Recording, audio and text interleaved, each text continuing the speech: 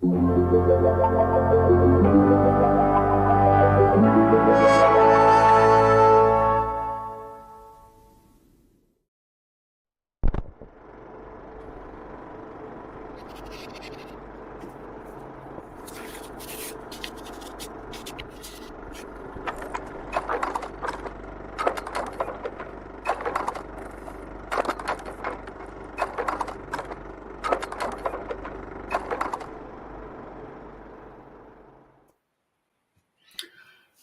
everybody. Welcome belatedly to the Sunday service. We had a few technical issues again. Thank you, StreamYard. But go on, Drew. Spit it out, man. Come on.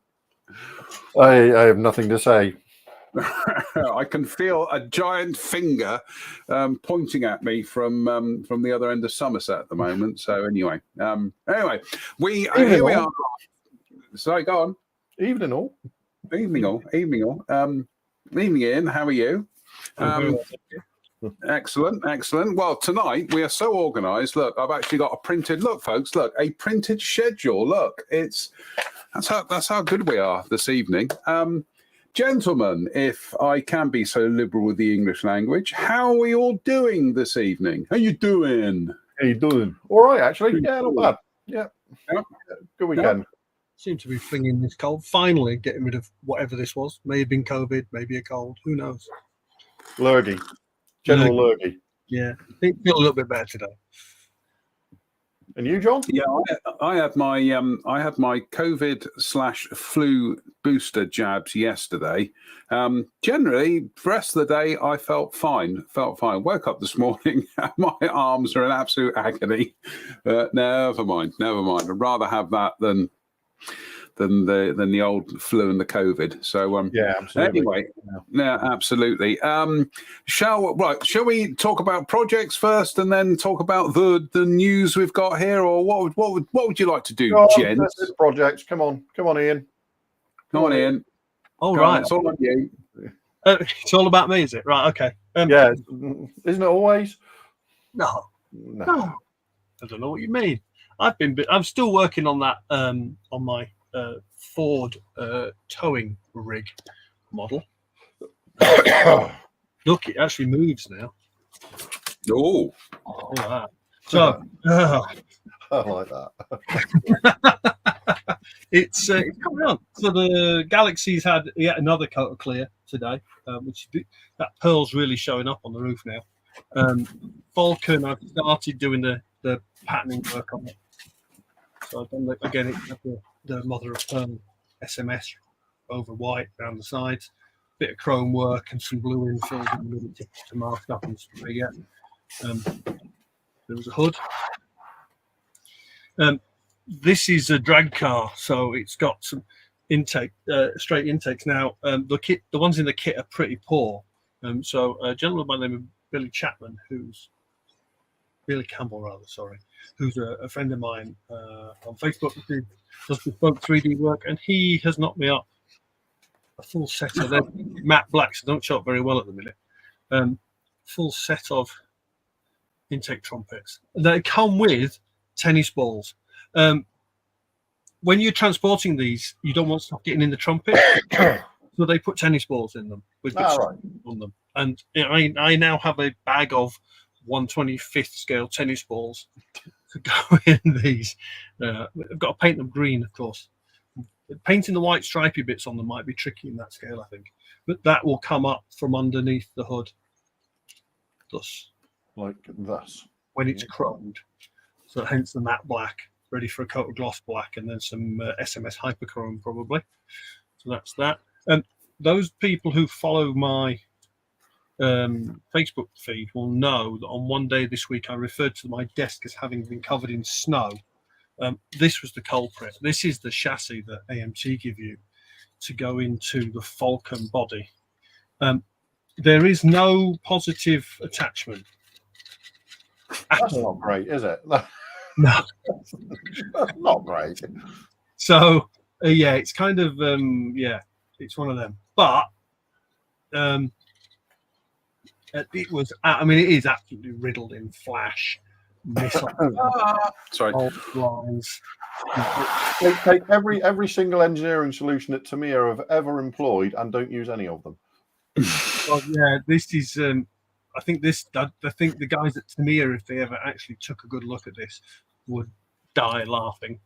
But What year was that? What year was that, Ian? this model is this tooling is at least 50 years old. There we go.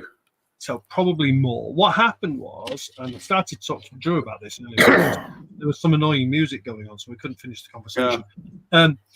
This started off as a 1960s annual. If I remember correctly, it's 64. And then at some point, there was a thing for drag cars and altered wheelbase cars, so they altered the tooling. And if you look carefully, you can see where they've hacked a wheel arch into the metalwork of the tool. It is really genuinely, they've hacked it into the tooling. The whole thing has been butchered to make a drag car. Well, fair enough. In the time, it will have been popular, and the thing sells in enormous numbers, and still does in the States. They've a number of these that they did this to. Notoriously, the biggest one was the '65 Pontiac GTO, which they've ended up having to retool the body for as a standard car because they climbed for it. Because they butchered the original tool. Yeah. The thing is that the actual chassis and interior that goes with the original body still exists as a set of tooling. It just doesn't have a body that goes with it. Over time, it's been noticeable, and this is increasing at the minute, that round two are slowly adding these toolings back in. They're slowly doing bits and pieces. So we've had a complete retool of their 62 Nova and things like that, with all the customizing bits in and stuff. I think I've shown that on a previous show. So they are doing stuff. It's just hard work. The Galaxy is actually one of these, in that 64 Galaxy body has been reissued in what they call curbside, but that's a newly tooled body with old annual bits to go with it. So but it's looking good. I'm quite pleased with it. It moves like it should do, and it's getting there, isn't it? It's definitely getting there. It's the best thing about it is definitely the discovery of that mother of pearl stuff. That's absolutely so. When you go on. Gould says, "Oh, that looks stunning." I gotta say, it does look stunning, Ian. It looks incroyable, as we oft say on this show. So it's just such a. When you think of it, there's so many toolings over the years. I mean, this was Airfix in the early mid '80s, wasn't it? Just hacking, butchering toolings, and just effectively tailoring them for one specific market and ignoring the history of the kit, and they did it multiple times. Well, they did that most notoriously with the Toyota, wasn't it, Ian? The James Bond Kissy Suzuki Toyota, and couldn't bring it back as something else. They did it with the aircraft. They did it with the Canberra and the Hercules. The B-57 and the Hercules, absolutely butchered them into something that you couldn't build the standard variant again. Yeah, they did a load of their 30-second cars into hot roddy things, because obviously they'd started packaging some of the MPC and AMT stuff in, MPC into Airfix boxes, and the hot roddy things were selling reasonably well. So they did some appalling things to the Vauxhall Victor. I mean, whoever did that should be taken outside and beaten. But the problem is you couldn't then go back. No, you can't, because you've butchered the tool. I think I'm right in saying that when Matchbox in the mid to late 80s, they started releasing twin seat versions of single seat aircraft in their range. And different versions. There was a Spitfire as well. They did a Spitfire 16, didn't they? Yeah. But I think they tooled all new parts for that. So the originals never. So stuff like the twin seat Mirage 3 they did, the original Mirage 3 was still available because they'd actually tooled entirely new parts for it. Hella did that with their Draft and Viggen, didn't they? They did 2-seater Viggen, 2-seater. No, they were always they were released as that. That was what I'm saying. So they were. You could either have it. They could either release it as a 2-seater or a single-seater in separate boxes, couldn't they? That bit of intelligence around the tooling, unfortunately, didn't exist. Drew, what you been working on? I'm still just sort of working through the F-35B, getting the decals on, and I've sort of sealed and polished some of the decals as they've gone on. So it's slowly coming together. So I'm sort of doing things like painting the engine, all the exhaust there, which will drop in there with a bit of weathering and stuff. So basically it's just working through this, because I think last week I hadn't actually finished the Leopard last week. It was on the home stretch, wasn't it? Yeah. I mean, finally, sort of early in the week, I did sort of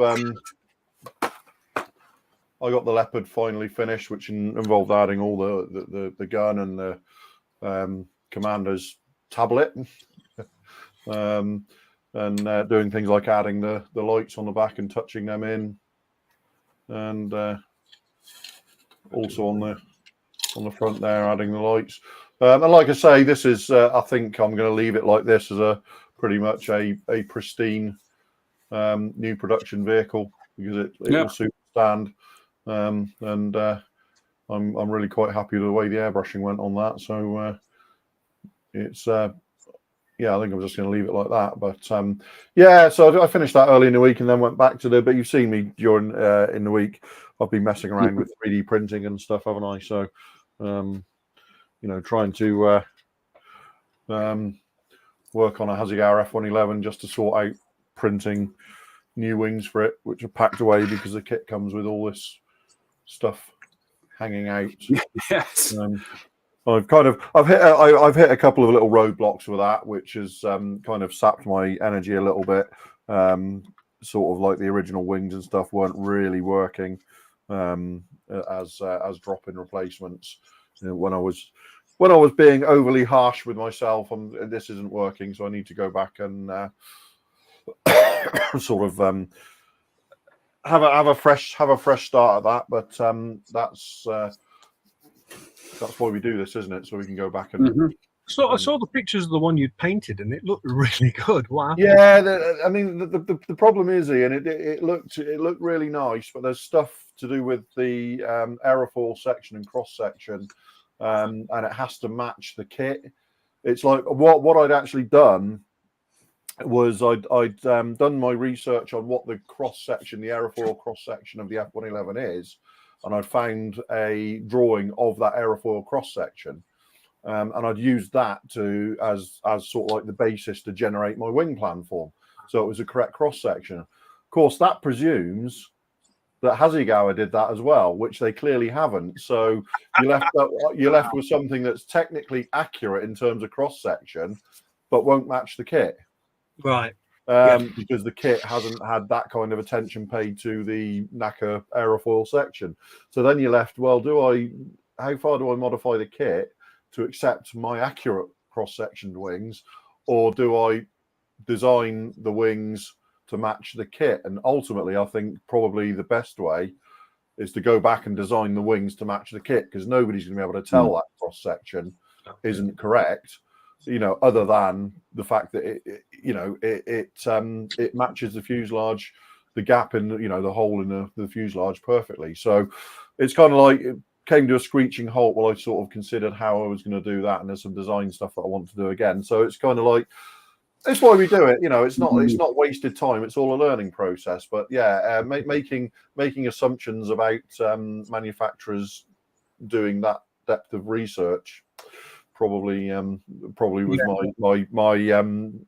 my nemesis there. So but I'm quite happy. It was a fun project. And I know what I'm going to do when I go back, and I'll do it right next time. And I've got some further approaches in terms of getting the cross section right and hopefully matching the kit. So live and learn. But it's why we do it. So get it right, will you? Because I want to build an F111, but I've never built an F111, and I want to build an F111 in swept mode as well. So pull your finger out, man. Come on, get it sorted. So yes, sir. Right, I'm just gonna before we leap on with the news, little bit of an update with my F-35. Bearing in mind that, as I say, we got Telford is looming on the horizon. In fact, I do declare, gentlemen, I think we would have come to the end of either the first or second day in 4 weeks' time. Oh lordy. Yeah. Anyway, so my F-35, I was doing some detail painting on it today, and I literally had my little bottle of Vallejo matte black in the shaker here, and I thought, why am I doing that? Grabs the AK pens and just went at doing some of the detail painting with the AK real color pen. So probably going to have to put a second coat on them, but as you can see, I'm really sold on them. So that's So there is my box of F-35 bits. So we are getting a move on with that. The other thing that was occupying my attention today was the motorbike. And finally got round to doing all the sub-assemblies, and so it was all given a coat of Tamiya fine grey primer, which is absolutely gorgeous stuff. In fact, I did that age-old trick of just warming it up slightly in a mug of water, and so when I was spraying it, it was going down absolutely beautifully. But there we go. So that's all prime, so we can get round to doing some painting in the next day or so. So been getting on with some modelling, Drew. There we go. You don't understand in flight. What, the F-35? No. I've already done. You're doing the Italian one, aren't you? I'm doing the Italian one. So no, I'm doing it wheels down. So so Jerry Doyle says, he says, I've been using the AK pen cockpit colours for the past week on a couple of projects, and I'm completely sold on them. Yeah, they are so useful. Like I say, is over here in the there we go. In my Robard paint shaker, there is my bottle of Vallejo matte black, and I just thought, why am I doing this? Get the AK pens. There we go. Right, gentlemen, shall we dive on with the news? And one of the news items this week from Armour Hobby, they are doing a 72nd scale Nakajima Ki-43 Hayabusa. Solid choice from them, I think we can say. Very definitely. Yeah, absolutely. I think the last time it was kitted fresh as a mainstream kit was probably 1983 by Hasegawa. Mm-hmm. They released the 43 and the 84 simultaneously. Mm-hmm. It was some of the last raised detail kits they did, I think. But it's well overdue a revisiting, because it's to the Japanese Army, it's as important, or the Japanese Air Force, it's as important as the Zero was to the Navy as a type. So well overdue, very welcome. My question is, are they going to the Ki-84 they did was using their old tooling people, which was just stratospherically good. They're using a new, slightly cheaper house at the moment, which is showing a little bit. It's still, I mean, the Aerocobra is nice, don't get me wrong, but it's not as nice as like the Hurricane. So it'll be interesting to see how this matches up with the Ki-84, because what you want is a pair of them, really, don't you, that match next to each other. I mean, I think it's a great. It's a great choice of subject. Perhaps not as obvious as I was expecting, but then you kind of go, yeah, that makes sense. I can see why they did that. Massive numbers of them, though, weren't there? That's the thing. It was. Yeah. There were thousands of them. The thing is, the KI-84, there was 1,500 maybe. Not that many of them were made. It was, and this is sort of like this is like almost the Spitfire 1 to the KI-84's Spitfire 14, if you like. Yeah. It's that kind of relationship. Very, very similar design ethos, just sticking a much more powerful engine in it and refining the design a lot. But yeah, lots of color options for this as well, not just Japanese either. It's quite a few sort of Siam and other post-war air forces. French, there's some French ones as well. Well, I've just Wikipedia'd it, and Imperial Japanese Army Air Service, Royal Thai Air Force, Manchukuo Air Force, and Indonesian Air Force, and just short of 6,000 were built. 5,919 were apparently built, but fabulous looking aeroplane, isn't it? And yeah, we will wait to see what Armour do with that. I haven't seen the Aerocobi yet, Drew. So you're saying it's kind of almost there, but not quite. Yeah, I mean it's. I've built a couple. I'm building one at the minute as a racer, and it's a little bit harder to put together than some of their other stuff. Yeah, it's just everything's a little bit. I mean, to Armour's credit, they've been very open about the fact that they thought their prices were starting to get out of hand, but unfortunately, the only way to bring the prices back into control is to control the cost of production. And so they found a new tooling house, and like I say, it's really nice. It is. It's every bit sort of like the equivalent of say the Edouard Aerocobra, just with a more refined wing and stuff like that. So it's really nice. It's just not quite as nice as things like the Hurricane. And I think they've had to do a bit of work on refining some stuff even as they go. I think they've even iterated this a little bit for the second boxing, where they've corrected a few items on it. So it's there's nothing wrong with it. It's just it was like when Airfix used Korean tooling houses for a couple of projects and then stopped using them, and everybody was like, yeah, they're with the program of top notch sort of toolings and stuff, and then kind of went, oh yeah, that's too expensive, I'm not doing that again. Everybody was a bit, oh no. The Lightnings and the Spitfires, the late Spitfires, yeah.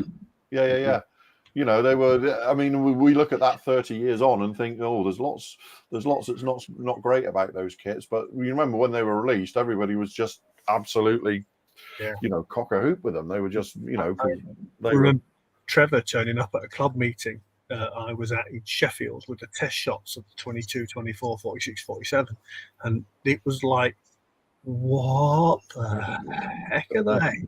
You just literally, you went from where I mean, you can remember because tool to that, and it was like, oh my word! Those test shots did a sort of road trip because they were at air shows and all sorts. You remember the first time you looked at them, your mind was blown because this was Airfix doing stuff that the Koreans were doing, because it was being done in Korea. And then they kind of like, that was too expensive. Such a talking of which, our next news item is it's another iteration of the new Airfix 48 scale Anson. Now, piece of artwork, isn't it? That's lovely. I really like that artwork.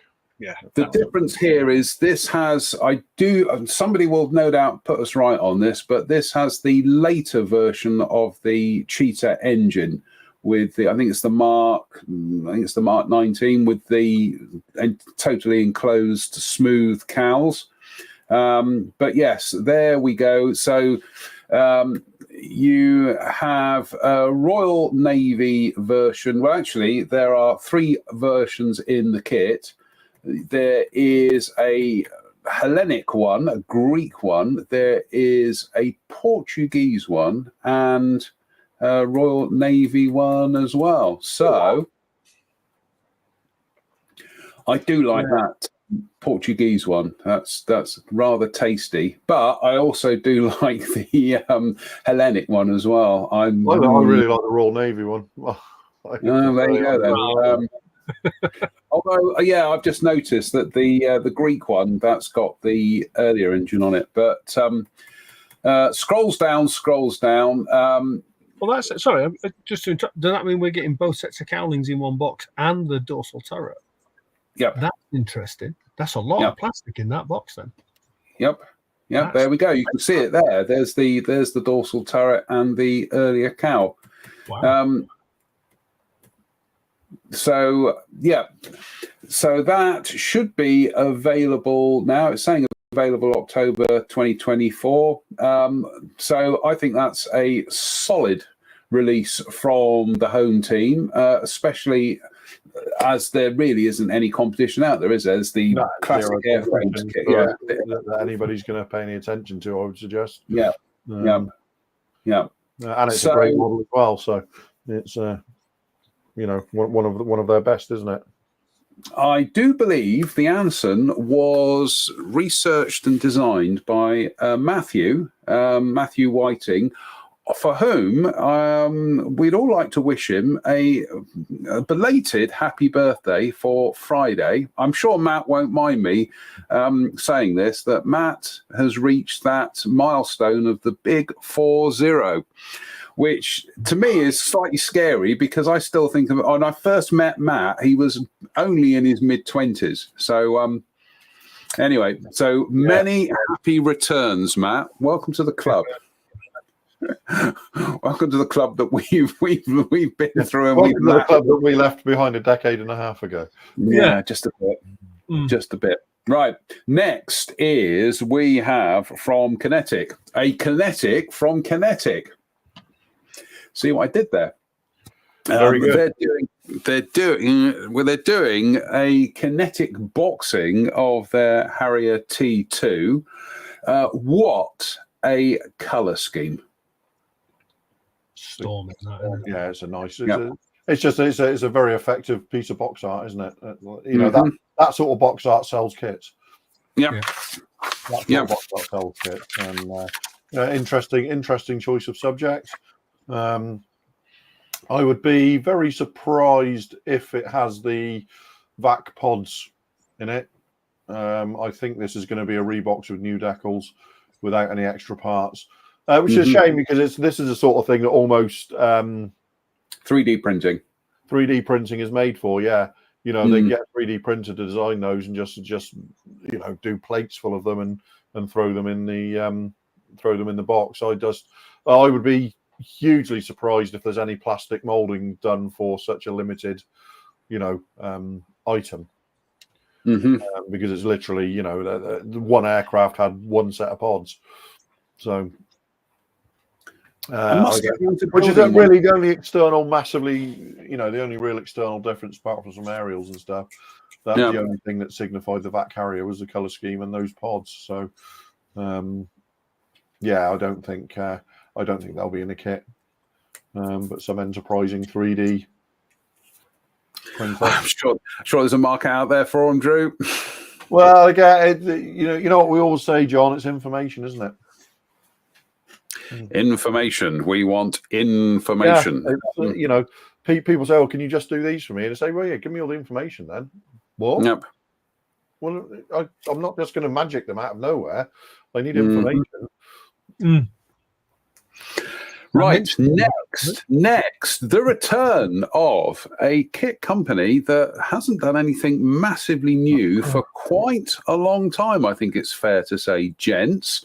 And, well, it's Hella. And this was announced last year, but now we have photos, courtesy of Model Art magazine in Japan, some photographs of the test shots.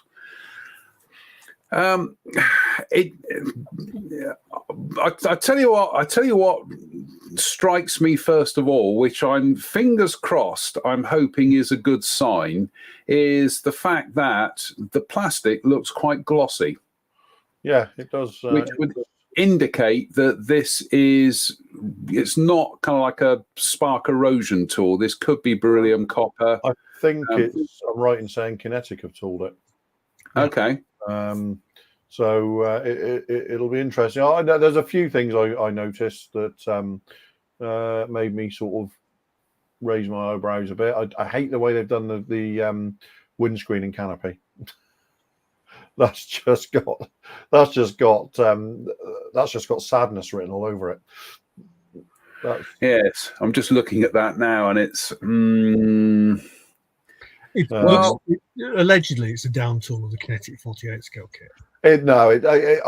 Allegedly, but you can see it's clearly very different in a lot of. It's also got separate outer wing panels, which is a hateful thing, but there we go. Let it go, Drew. Let it grow. No, I mean I don't mind a folded wing option, John. I just wish they'd tool it in one part and you cut the wing. No. I would say, John, that you may have been factually incorrect there. Actually, Hella have actually been releasing new kits for a little while, but in the automotive genre, they've just released 2 new trailer sets for one for vehicles, one for motorcycles and goods, to go with some of their reissued vehicle sets. So the high roof Renault truck and things like that. So they've obviously been investing in tooling for a little while now. So we're starting to see the fruit of it now. Obviously, a 72nd scale, it's got to be better than the Fujimi one. Well, it's got to be. The thing is that the Hasegawa one's beautiful, but it's difficult to get hold of now. Yeah, Hasegawa. Yeah, Hasegawa released a Hawkeye back in 2009. Yes, they did. Yeah, and reboxed it numerous times. It's a beautiful model, but it's quite difficult to with the way Hasegawa is these days. It's a difficult model to find a lot of the time. I mean, the things I'm noticing that I really like are the fact that they've included, one sprue has both styles of prop on it. So you've got the normal and the 8-blade, Hamilton Sunstrand prop. And you've got the bulge for the belly is a separate part, which makes doing earlier versions much easier. 2 different styles of intake for the air conditioning intake. It's looking like overall I'm really impressed. It looks really nice. Just with a couple of I'm not a fan of the way they've done the windscreen, but I will withhold judgment, shall we say. And I have to say that although I don't like the way they've done the wings, the Hawkeye is one of those aircraft that does look quite nice with the wings folded because of the way they fold. So it's do you know what? I complete brain fade for a moment. I had completely forgotten that Hasegawa had done the it's easily done. They did a load of boxings of it, but it just you can't find it. It's just unless you go on to Plaza Japan or someone and order it from there. It's basically Hasegawa. Just remember when Hasegawa were one of the primary main players on the planet, and now they're just like they're almost at the level of Fujimi to us now. They are their own tribute band, aren't they? Yeah. Talking of which, didn't Hella at one stage? Didn't they?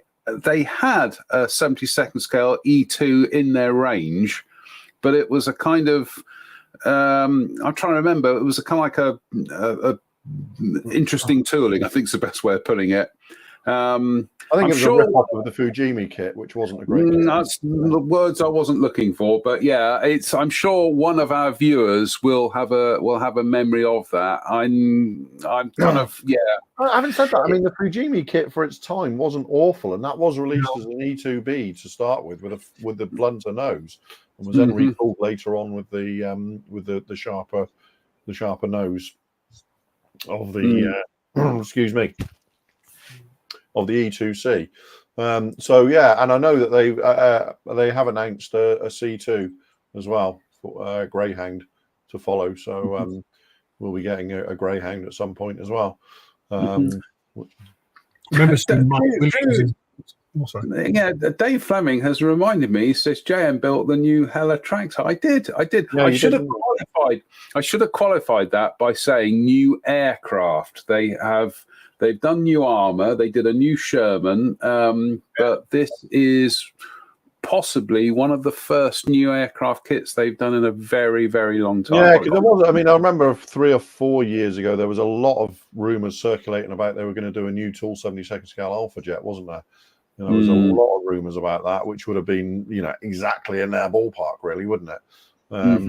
Which would have been nice, but it never came to anything. But you know, I would, in spite of these, shall we say, last few decades of history, I would like to see Hella become a force again. I would like to see them, you know, their choice of subjects was never less than inspired. Oh, I have a massive soft spot for Hella. Mike Williams says, with the wings folded, it'll need lots of nose weight. Hope the undercarriage is strong enough. Or a proper tail. I remember Mike's build of the Kinetic C2 Greyhound, which was a stunning thing. I remember being yeah, Mike. And Robert Johnson says, Tamiya 148 F-35 wire completes the series due in December. I presume he's talking about the F-35C. Yeah, the C. Next news item. Goodness me, I don't know which song to reference here, because this is from Neverland Hobby. So we can either have Neverland by Marillion, or we can have Hungry Like the Wolf by Duran Duran. Take your pick. But yeah, they are doing in 35th scale. They're doing the Wolf, and they're doing the Serval as well. These are CAD renders of what will be injection molded kits, apparently with some 3D parts in there. But here we go. Complete chassis structure with an engine. Hood can be built open. Includes a complete roll cage structure. Includes a spare tire compartment, a spare tire. Includes rubber tires. Includes backpacks made of resin, which I think we can assume are going to be 3D printed, and includes G36 KA4 and G95 KA1 rifles. Yada yada yada. Includes detailed yet easy to assemble 3D printed parts, and Drew, just for you, photo etched parts. I know. Yeah, and there we go. And there's the Wolf as well. Pretty much almost the same spiel again. Includes reflective stickers for the rear view mirrors, which I had with the Tamiya Porsche.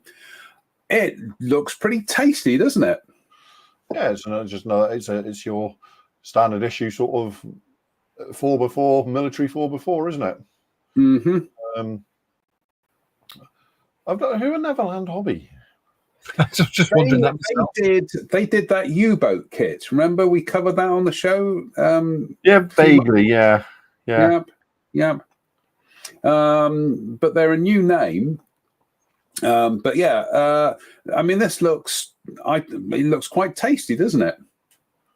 It's an interesting. It's got kind of the look of those Mercedes military vehicles that the Germans were using for a lot of years.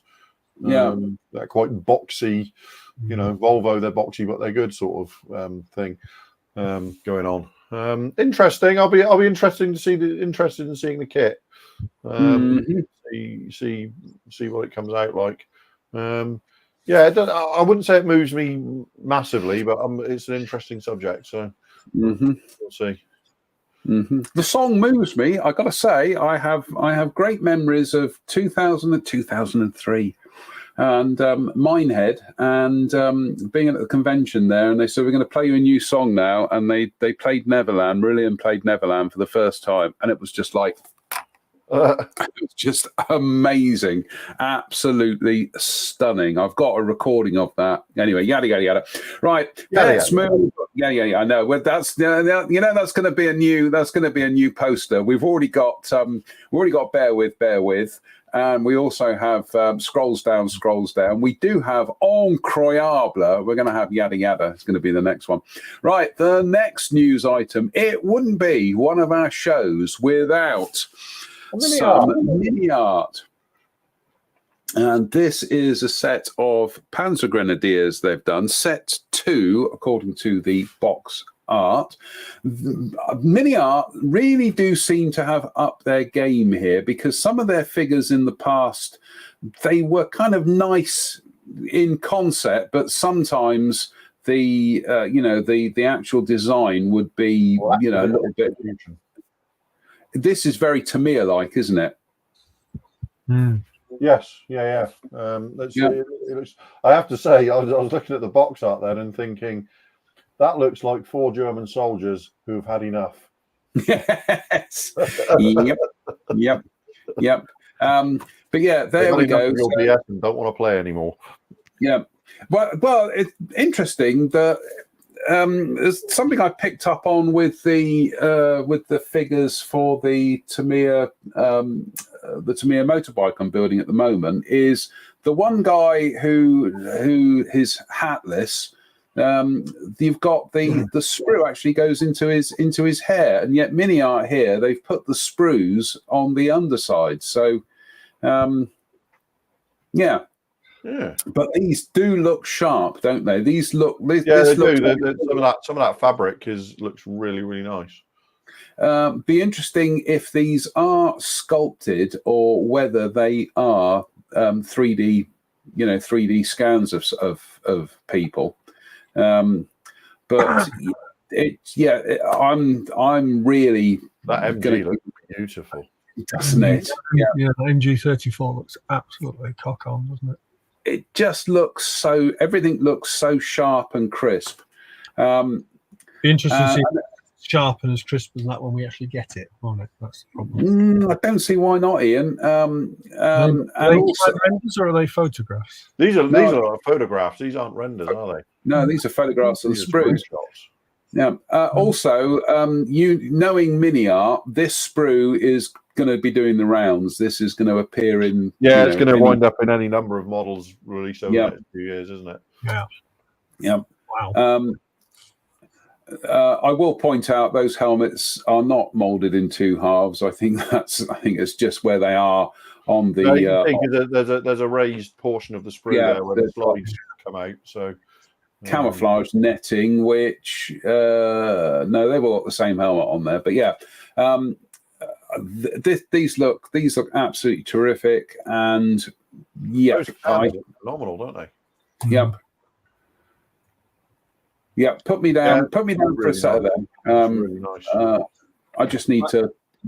I need to brush up my figure painting skills, if you pardon the pun. But oh boy, do I have to brush up my figure painting skills. But Mini Art.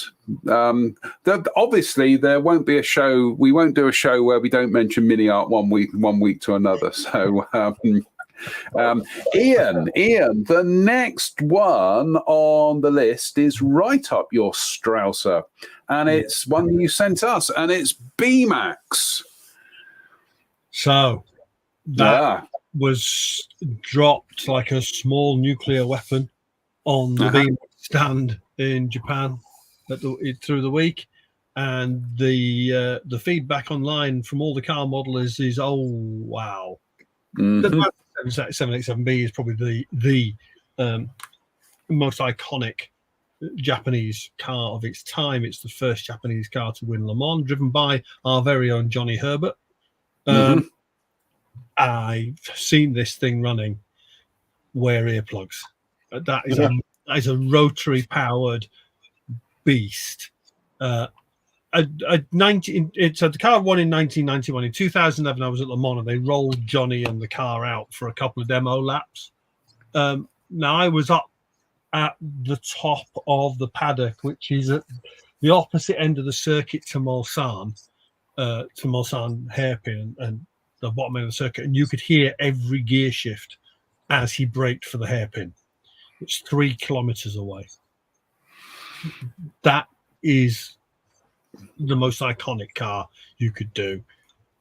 For BMAX to choose to do it in 12 scale, bearing in mind, up until now, the only 12 scale alternative for this car was Model Factory Hero, and you were in the £750 to the £1,000 bracket for the kit and full resin and turn metal and blah, blah, blah, blah, blah, and all that stuff. If that's injection molded in the BMAX, and you think about, can we remember what that Lotus 99 is retailing for, John? No. I'll look it up for you. That's just, that will sell and sell. Yeah. And sell. Here we go. BMAX 1/12 scale, Lotus 99T, round about the £185 mark. So around kind of kissing 200 quid-ish. Yeah. Yeah. You might like, obviously, the colour scheme isn't particularly clear in that, but that's the colour scheme the car ran in at Le Mans. All right, there we go. That's Ian. Let's just get rid of that. Hold it up. There we go. Yeah. Yeah. The thing's just absolutely stunningly beautiful. You'll never lose it in a car park. No. And if you want reference material, I might have quite a bit.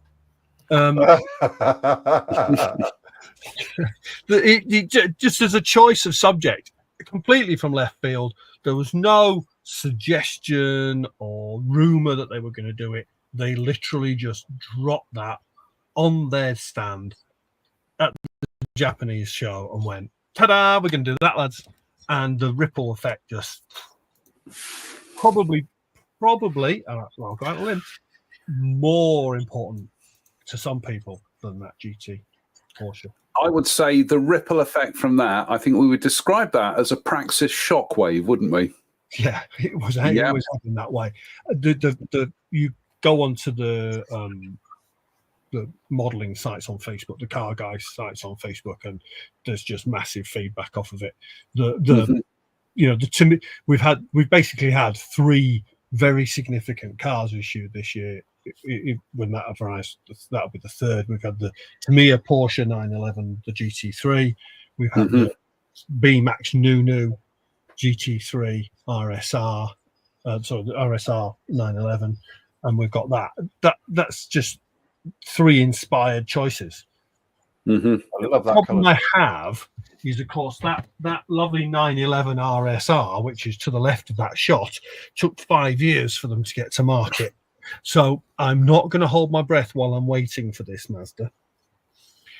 But soon they get it. Yeah, it gives me time to save up for one. I've got to say a big thank you to whoever took that photograph. We tried to find out who it was and give them an accreditation. So if it's your photo, drop us a line and we'll give you a full credit for it. But yeah, I can imagine why car modelers are hopping up and down for that, because it's a fabulous looking vehicle. And yeah, that's I did some Googling of it earlier on, and there are some really funky color schemes for it.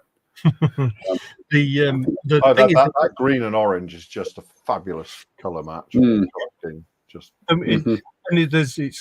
silver on the back deck as well, and the white hash marks all around it. That renown scheme is really, really significant. The funny thing is, there's a later car called the Mazda AMR1, which was actually a re-engineered Jaguar. I think it was the XJR15. It never quite made it because Tom Walkinshaw pulling out of Le Mans racing. That car ended up with the rotary Mazda, and it ran in the renown scheme, and it looks even better than that one. So because it's got this enormous end-plated wing on the back of it and stuff. But anything in that renown scheme is a win for me, because it's just such an iconic livery. It's been quite an impressive Japanese show this time round, because normally everything gets announced at the beginning, and this has been sort of a kind of bit of a drip feed of stuff, hasn't it? Because I noticed today that also, hopefully this is going to work, but Hong Kong Creations have announced. Bear with. Yeah, saw that. Yeah, a new 48 scale A20B, and along with expanding the 48 scale Mitchell BB1J as well.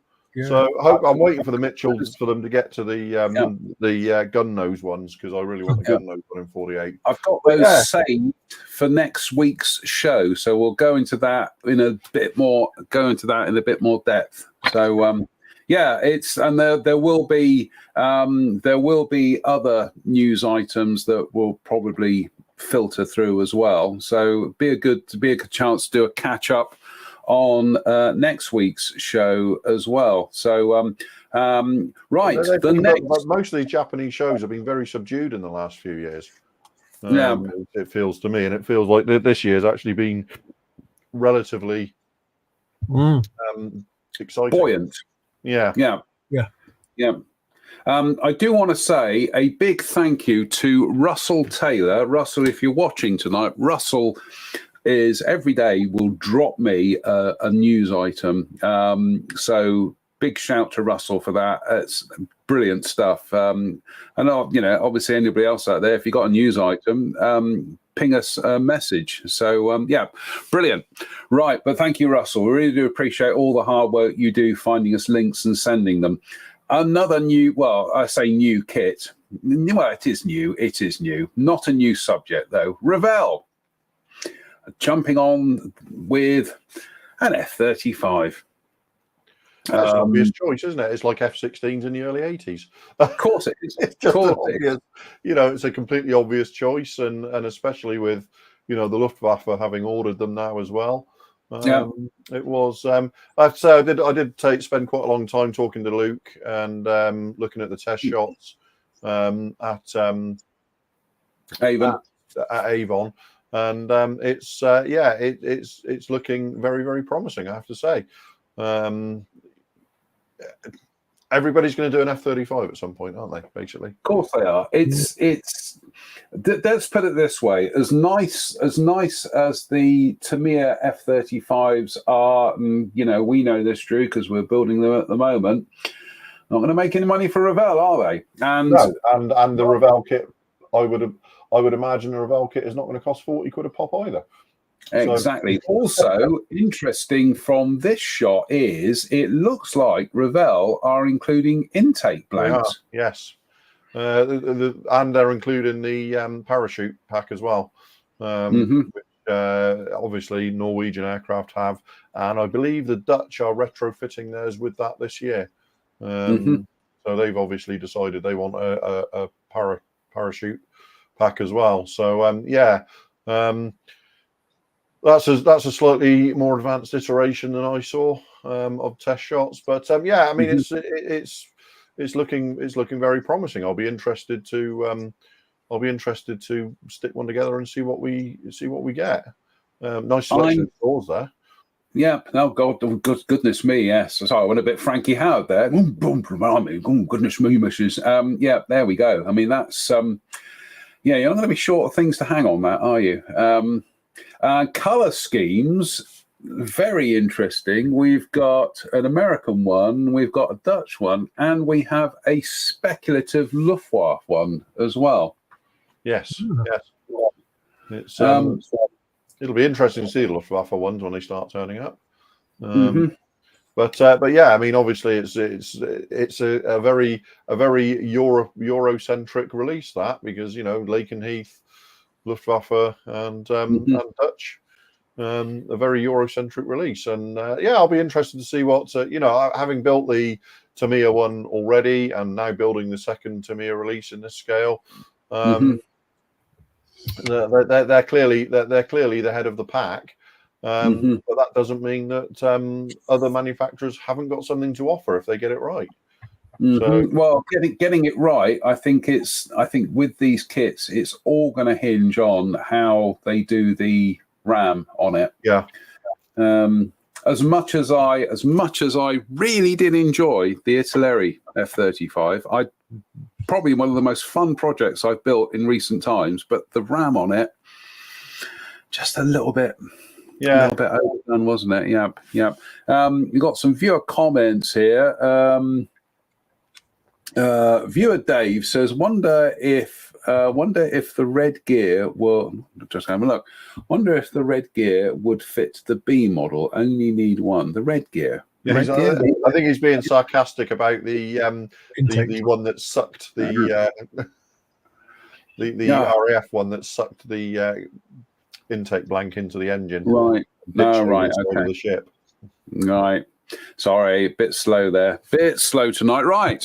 Last item for tonight. I believe one of the things that the RAF have now done is they've done like school kids' gloves.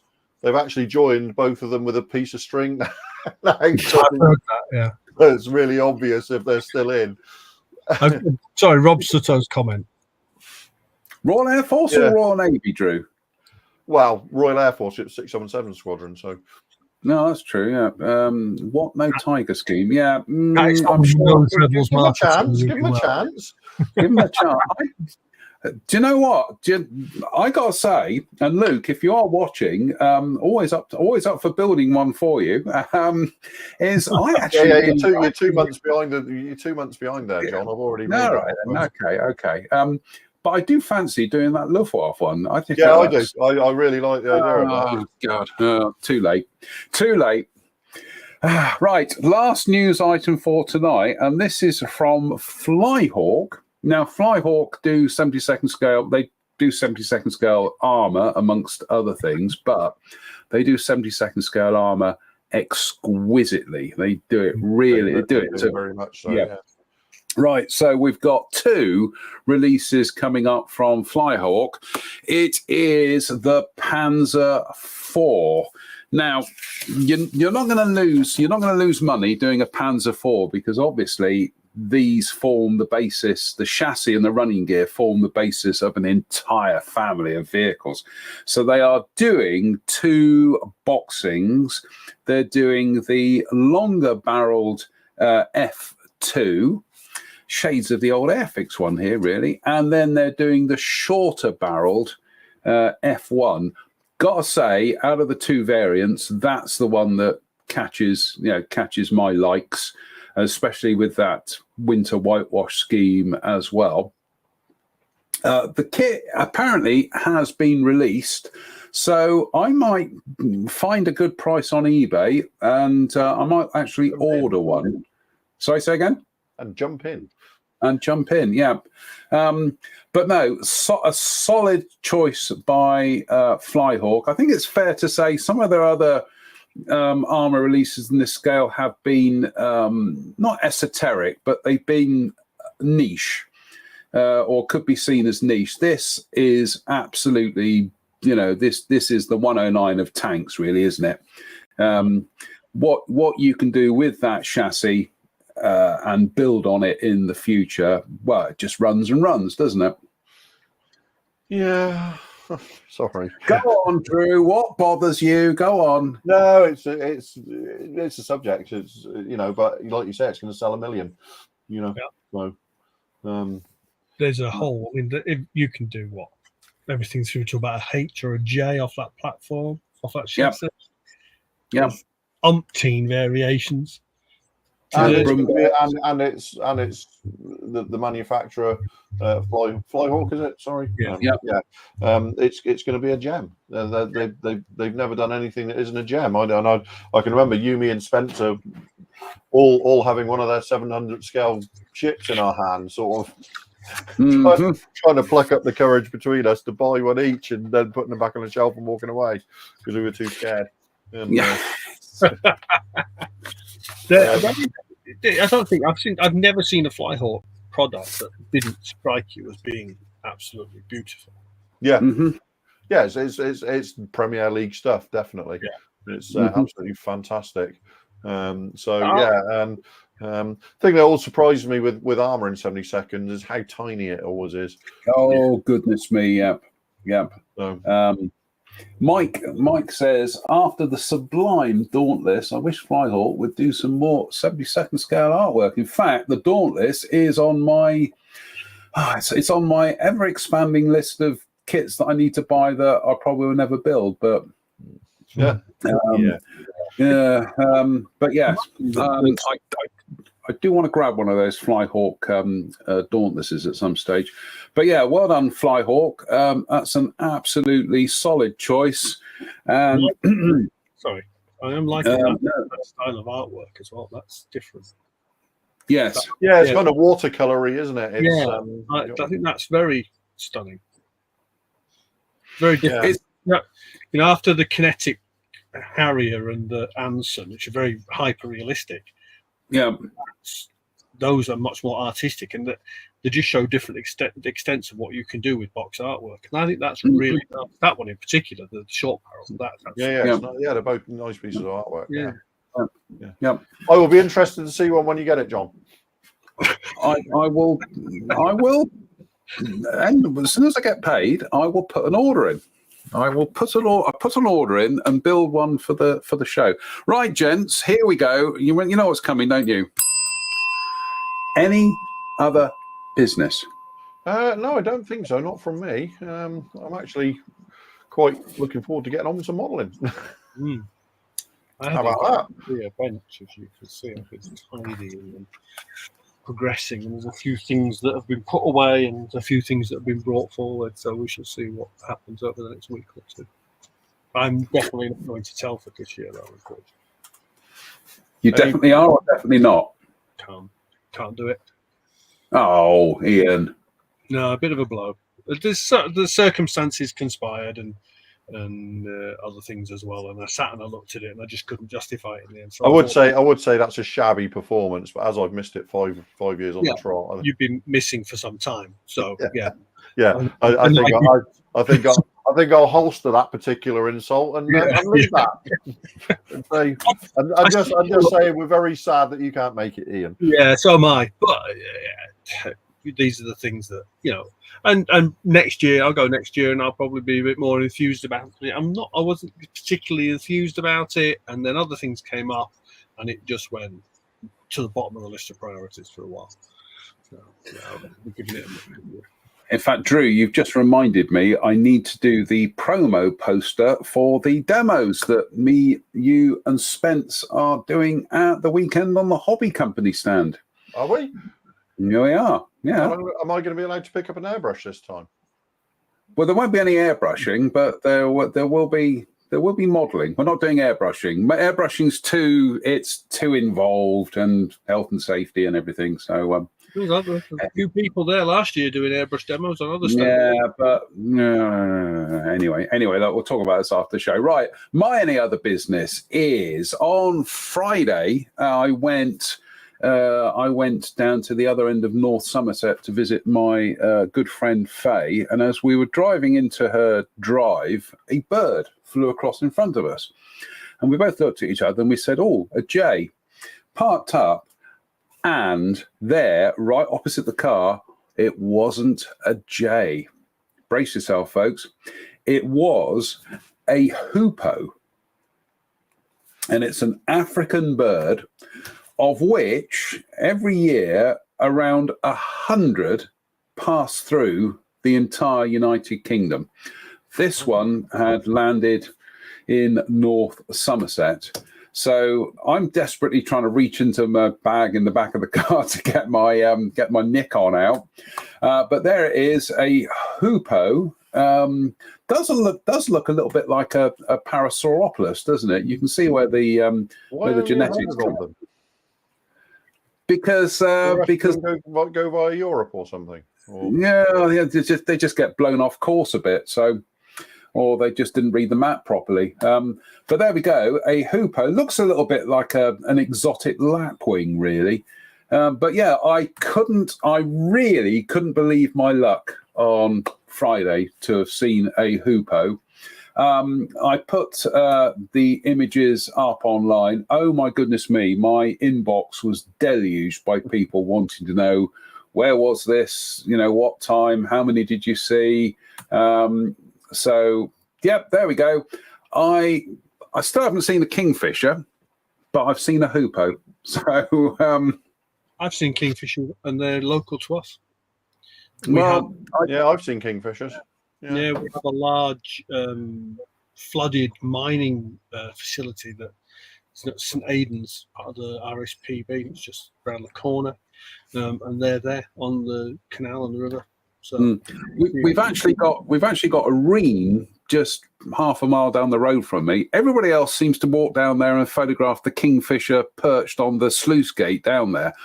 I've only ever seen it as a silver and blue flash as it just went along the water. So I'm hoping to bag it one day, but I've seen a hoopoe. Anyway, on that note, it's just to say big thank you to Ian and Drew for joining us tonight. Big thank you to everybody who has also tuned in. Yeah, see, Dave's just rubbing it in. He says, we have kingfishers and dippers in our local stream. Yeah, whatever, Dave. And yeah, so hopefully we'll be back next Sunday. Fingers crossed, might do some pop-up lives during the week because I've got this Tamiya motorbike to paint now. Until the next time, big thank you to everybody who's tuned in. We will see you in a week's time. So until then, stay safe, stay out of trouble, and we'll see you very, very soon. So bye for now.